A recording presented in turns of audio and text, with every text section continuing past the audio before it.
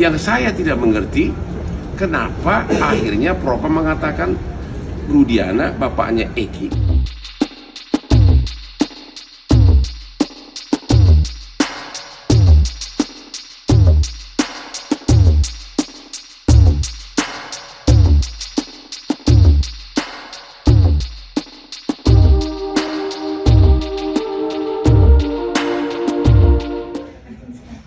Hotman Paris sebagai kuasa hukum dari keluarga almarhumah Vina.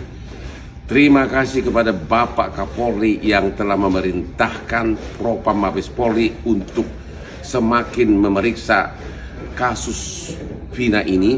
Kenapa ada perbedaan 2016 dan 2024? Propam Mabes Polri coba dicek apa yang terjadi di penyidikan 2016. Dua DPO yang di 2024 di dalam BAP disebutkan adalah fiktif, ternyata di BAP di 2016 justru diuraikan secara jelas peranannya. Dialah yang mengantar mayat ke flyover, dia yang memerkosa, dia yang menaik, bahkan motornya pun ada. Jadi ini salah siapa? Oke?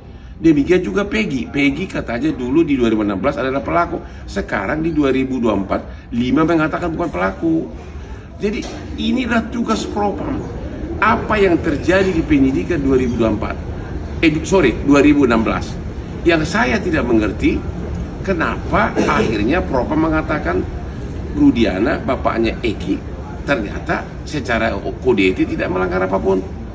Pusing, ya pusing. Kuasa hukum almarhumah Vina.